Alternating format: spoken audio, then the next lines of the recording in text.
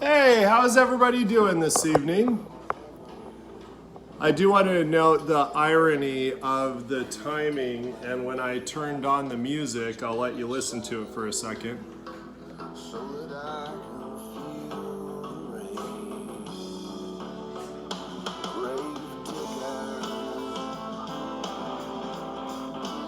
All right, enough of Eric's twisted humor.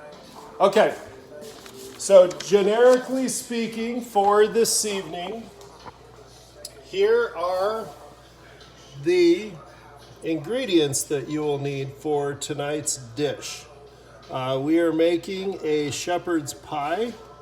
Over time, I have taken 3 different shepherd's pie recipes and taken the best from each of them so that I could create what I think is a wonderful shepherd's pie. So this is actually a combination of 3 different recipes that over time I have modeled. So what we're gonna do tonight, last night we were talking about how we time things. If we have more than one thing that's cooking, how we begin to time things so that it's all ready at the same time. This is something that takes place on a regular basis in a whole bunch of places. So what we're gonna do with our shepherd's pie, these have already been washed. I did clean them up, but as I've already told you, in case you haven't paid attention for the past couple of months or your entire life, before you start cooking, you do what? Wash your hands. So, I already washed my hands. I'm just doing this and washing them again for no other reason than to demonstrate how to wash your hands. So it's supposed to be 2 happy birthday songs long, in case any of you are wondering what 20 seconds is. But I already washed them, so we're good. Okay. So what we're going to do first for our shepherd's pie, because the potatoes have to cook, so we're going to get these all cut up. Nothing special about them, just kind of chunk them in, toss them in. Make sure you start without water in the dish. Could you turn that down just a little bit? So, because when we put water in there, that makes a difference. So don't put water in and then toss your potatoes in. So we're going to do our potatoes first, cut them up into chunks, because these are just going to become mashed potatoes. While I've never actually done a scientific study with it, maybe my brother will comment after he sees this. It seems that if you cut potatoes into much smaller pieces, that they actually cook faster. I don't know if they do or if they don't, but everything in this dish takes just a little bit of time, so I'm not too really concerned about it. So we're going for about roughly 2 pounds of potatoes. Yukon potatoes work really good, but again, considering everything that's going on in the world today, you might need to mix some Yukon and some red potatoes together to get your 2.5 pounds. So, you normally would buy in the grocery store, potatoes normally come in 5, 10, and I guess if you go to Costco, 75-pound bags of potatoes. But for those of you who just shop normally, a 5-pound bag of potatoes. So do the math. Again, we already covered this. Kids, math is cool. Yeah. You would use half the potatoes that were in there. You don't have to weigh it out. The bag already says that it's 5 pounds. So if you just take out half the potatoes, you're going to have about 2.5 pounds of potatoes left over. So, again, math is cool. Yeah. It helps. See, even my daughter agrees. Math is cool. So, we're just going to cut these up. I did want to add also, because I became aware of a new term yesterday called slow TV. So, for those of you from Norway, and I guess as it's spreading across the world, you're probably totally cool with this, but this is probably fast-paced based on what slow TV has to offer. but it's literally something mundane that nobody wants to sit and watch for hours and hours and hours, but it's quite popular in Norway. So, if you know anybody from Norway, send them our direction and they can watch. And for those of you who don't know, Slow TV is basically, I'm going on a train trip, so I'm going to aim my camera outside of the window, and the entire train trip I'm not going to move my camera, it's just going to be the images going out. Okay, so our potatoes, so we're going to do that. I have 4 cloves of garlic. They've already got the skin broken off. We're just going to toss those in. You're not going to do anything with them.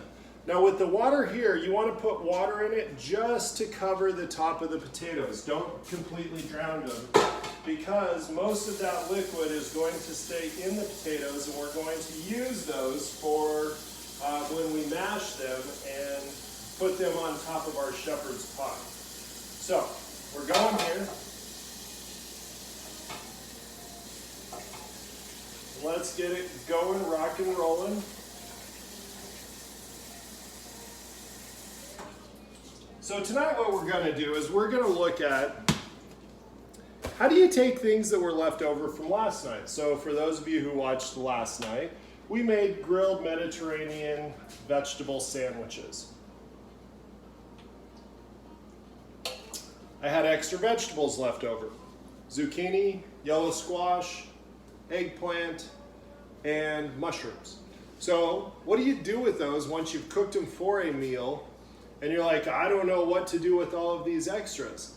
You plan ahead a little bit and you save them for the next meal, which is all of this goodness right here. So I've already got a whole bunch of stuff cut up. All I have to do is mince it, throw it in when I cook it. Okay. Mashed potatoes are going. So we're basically going to bring these to a boil, put a lid on them. We're going to throw a little bit of salt in there, and actually not salt, not yet. We'll put that in at the end, but we're just going to cook those and boil those and then set them aside, because for all of you who have had shepherd's pie, you have your filling and then you put mashed potato, big blanket over the top of it, smooth it all out, and that's what we do. Really quickly, because I know I did last night, I wanted to comment because I take notes so that I don't have to remember things. Shout out to Claire, who said she likes watching this because it is pure and down to earth. No, you are. Oh, I'm sorry, not this. I guess I am. I'm pure and down to earth. So shout out to Claire. Claire! Go Claire, go Claire. Hopefully you're cooking some of these meals and you're not driving your, family crazy with all the things you're asking of them to do. Okay. What we're going to do next is, so basically here's what we have. We have a shepherd's pie. So you have the filling, which is going to be a whole bunch of vegetables and a whole bunch of stuff like that.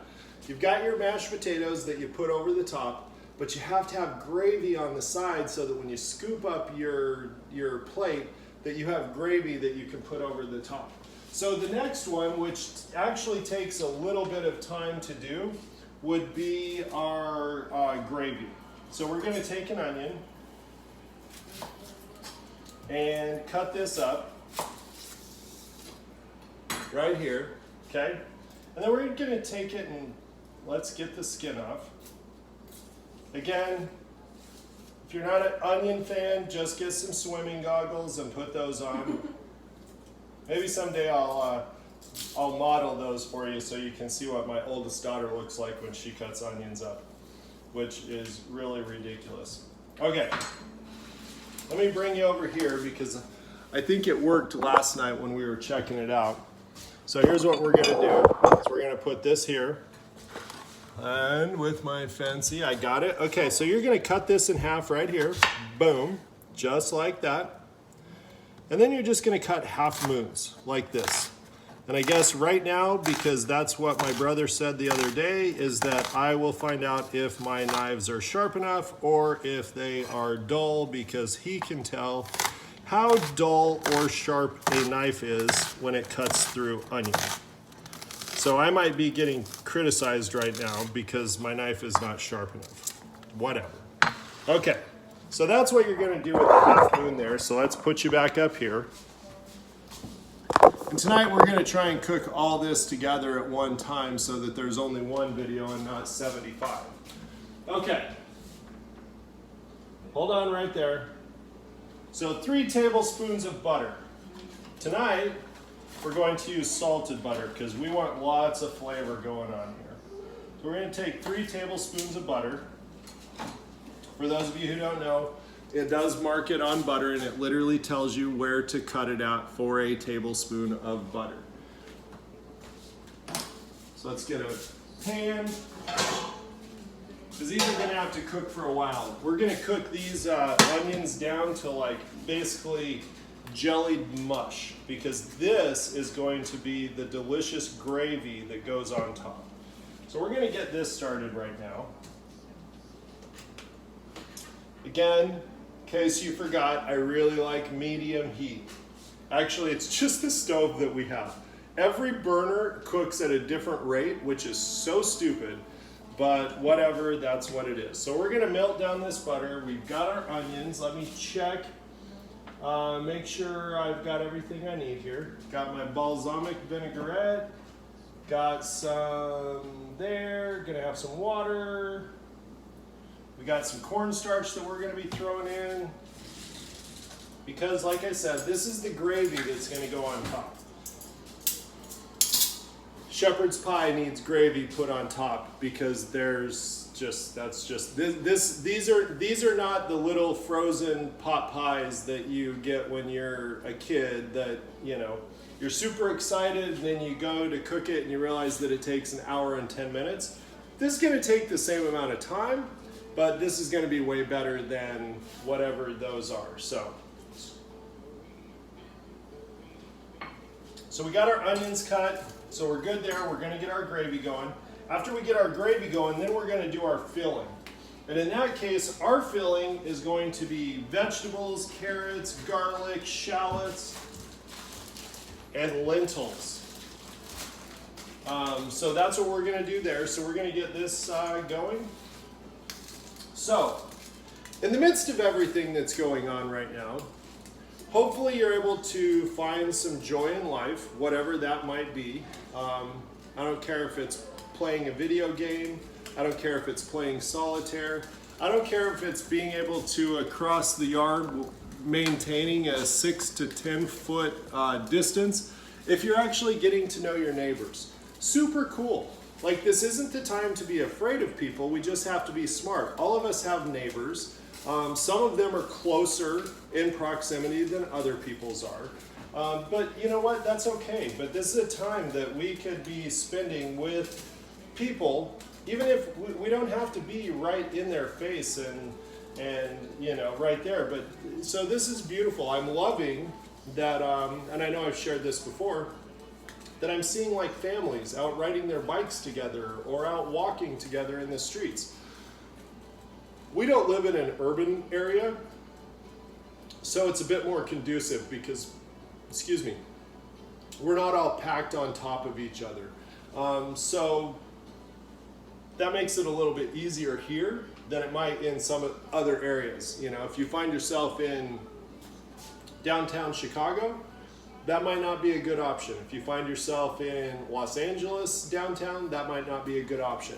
But where we live, there's not a lot of people, so you can literally go out and do some stuff at this point without actually ever coming into contact with anybody. So that's kind of a benefit. But again, don't ignore the people that are around you. This is a time where we could be getting to know people and interact with people in a really nice way. And guys, unlike when I was a kid, and I know I don't want to, because we have a friend who's a psychologist, so I don't want to, like, you know, make psychiatrist, sorry, I just got corrected. I knew it started with a P. But that how many people are going through these weird despair moments and a whole bunch of issues. People, we can do what we're doing right now. When I was a kid, that wasn't an option. Like, if you got, you know, asked to stay in your house, you didn't get to interact with anybody else. But today, because of technology, you can have these face-to-face interactions even if you're not in front of somebody physically. So take advantage of it. Okay, so what we're going to do here, we're going to basically turn these onions, which we cut into moon shapes, half moon shapes, I should say. So we're going to take these, now that our butter is all melted and nice, we're going to put these in here.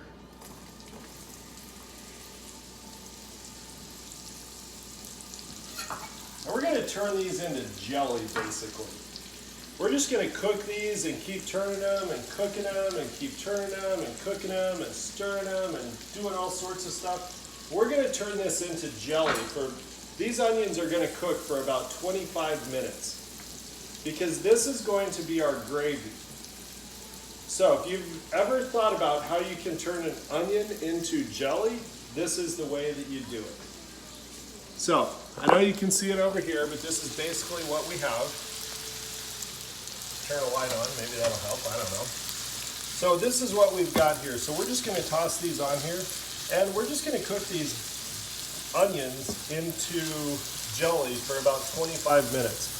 So we're going way beyond the caramelized phase, right? They're going to get caramelized first, but then we're going to keep cooking them. And basically, without knowing all of the gastronomical effects that are taking place, is that all of these onion cells are just going to start blasting apart, and it's going to turn into a big jelly mix. And then we're going to add some cornstarch and a couple of other things, and we're going to turn this into a gravy, which is absolutely delicious. Okay, so we've got our potatoes going, we've got our gravy going, and now we are going to, yes, it's okay to use a cookbook. We do not need to memorize everything. We can just let some things, be here. Okay, so let's get our carrots cut up. Tonight I have 4 carrots because we're adding all of these vegetables as well. So when you saw me do carrots the other day, there's no need to wash them, because we're going to be cutting off the outer, we're just going to be peeling off the outer skin, so that's kind of redundant, because whatever was there is no longer there. Okay, so remember we're just going to put our blade right here, and we're just going to shave off the very top layer of the carrot.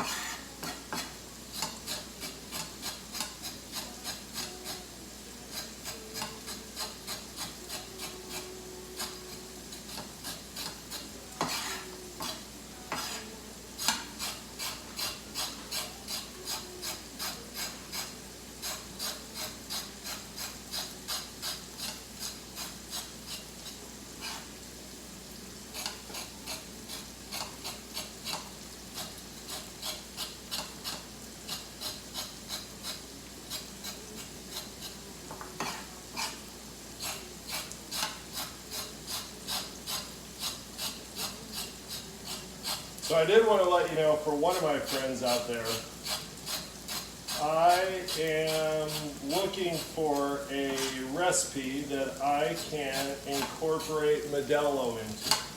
I know I made fun of it last night, Modelo, why is it always Modelo?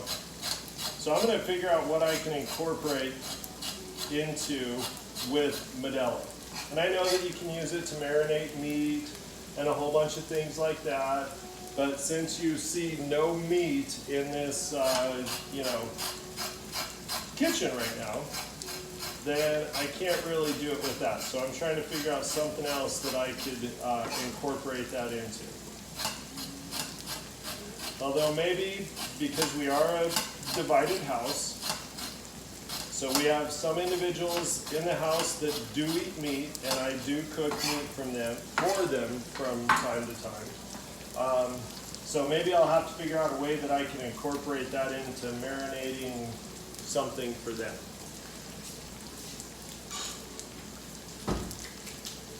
Okay, so we got our carrots cut up. Make sure you pay attention to the onions. Stir them up every once in a while. Don't just let them sit there, because then you'll just burn the one side. So just kind of keep them going and mix them up every once in a while. And we're just, And if you see a part that looks bad, just kind of, not bad, but outer skin that doesn't quite look appealing, kind of like that piece right there, ugh, just go ahead and take that out. So we got those going there. So now our carrots. We just want to cut these into little bite-sized pieces, probably similar to what we did the other night. I'm just going to cut them in half and then just cut little like half-moon slices for the carrots.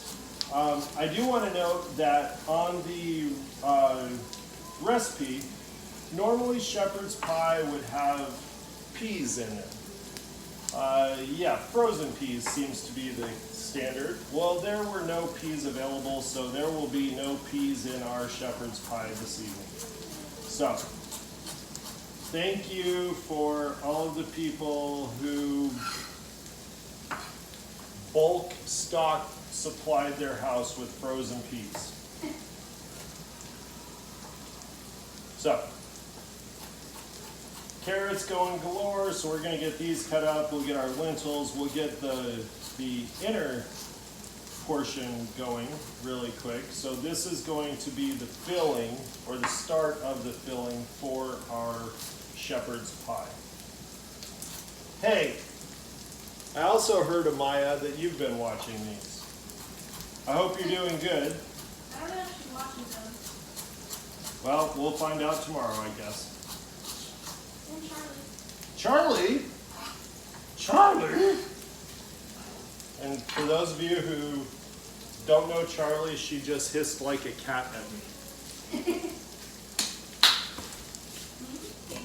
Okay, we got our potatoes going. They're good. Forgot to set a timer, so let's go with, how long has it been? Let's say it's been 10 minutes, so we'll go 20 minutes right now. Okay. So our onions are going.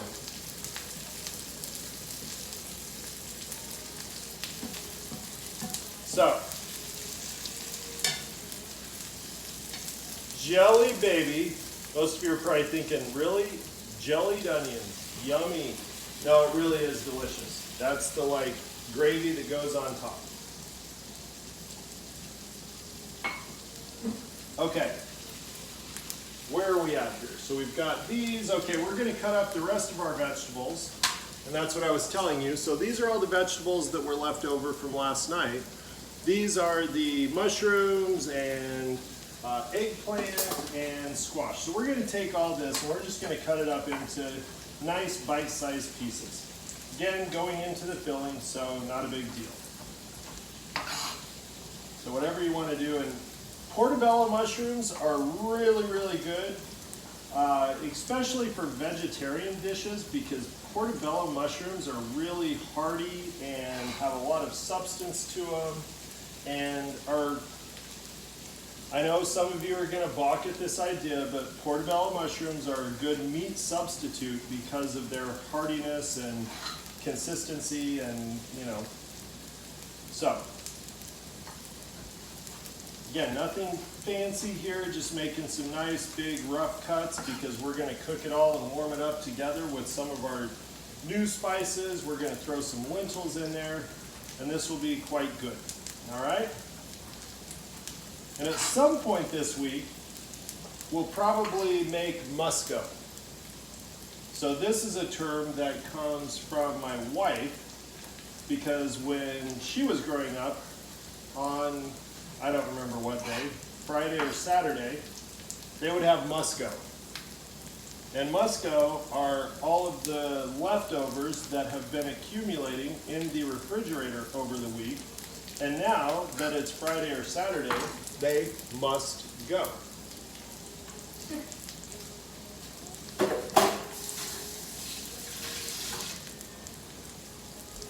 Which I absolutely love, because in my household, my family doesn't eat a lot of leftovers too often.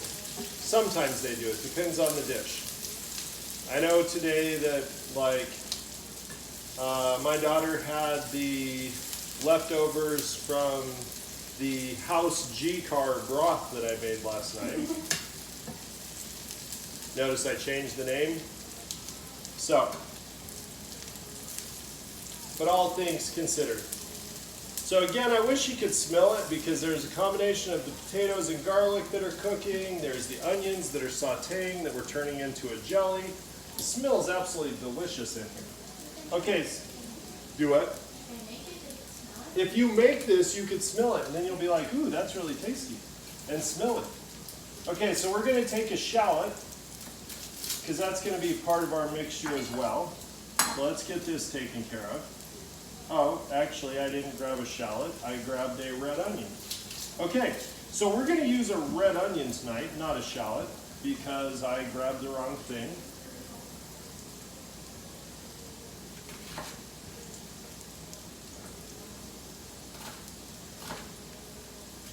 So we're just going to cut this up, kind of keep it separated just a little bit, because we'll start off by sauteing the shallot that has magically become a red onion.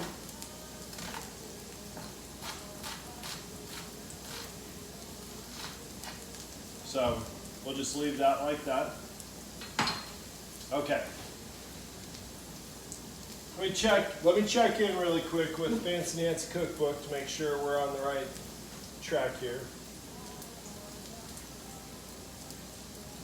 Okay, we got our time. Time, ticking away, ticking away. Okay, so we got our onions going here. Maybe we'll turn the heat down just a little bit. Some of the edges are starting to get a little crispy, which is still quite tasty.